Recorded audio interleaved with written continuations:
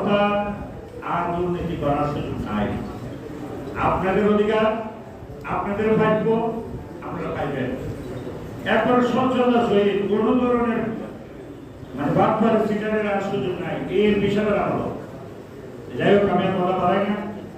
আপনারা জানেন আমাদের এই পেশাবের উপরে হত্যার ষড়যন্ত্র হুমকি, কত হুমকি হইতেছে। আপনারা ওনাদের দোয়া করবেন, আশীর্বাদ করবেন, আমরা যাতে এই পেশাবের মাদক বঞ্চনার নির্বাচনের মানুষের আশা আকাঙ্ক্ষা, মানুষের যে অভাব অভিযোগ নিরাপত্তার ব্যবস্থা করতে হবে। আমি এই বলে শেষ করলাম। জয় বাংলা, জয় বঙ্গবন্ধু। আমরা চাই মানুষের খুব সহজভাবে পৌঁছে এবং রাস্তায় যাতে কোনো খারাপ ছবি না হয়, এটাই সবার কামনা। আমরা মধ্যে মধ্যে শুনি বিতরণগুলি উপহারটা দিচ্ছে, এটা বিতরণের সময় কোনো ত্রুটিপূর্ণ অবস্থা হয় কি না, এটা মধ্যে মধ্যে শোনা পারে না। এবং অনুরোধ করবো আমাদের মধ্যে যারা আছেন, তারা নামগুলি সংগ্রহ করে, এই যে দুস্থ নামগুলি সংগ্রহ করেন, এই সংগ্রহটা যেন সঠিকভাবে হয়।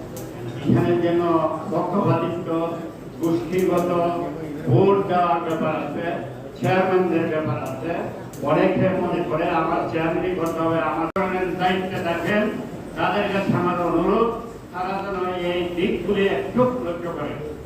যদি না করেন তাহলে সমস্যা, আমাদের সামনে দিক খুবই সমস্যা।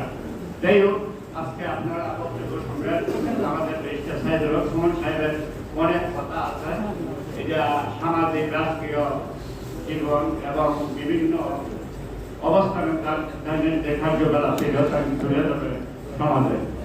সবাইকে ধন্যবাদ। জয় বাংলা, জয় বঙ্গবন্ধু। ধন্যবাদ মহোদয়কে। এই পর্যায়ে আমি আজকে আমাদের হবিগঞ্জ জেলার মাধবপুর এবং চুনারঘাটের আমাদের মনোনীত আমাদের মাননীয় সংসদ সদস্য আমাদের সাইদুল হক সুমন স্যার এবং উপস্থিত আমাদের উপজেলার পরিষদের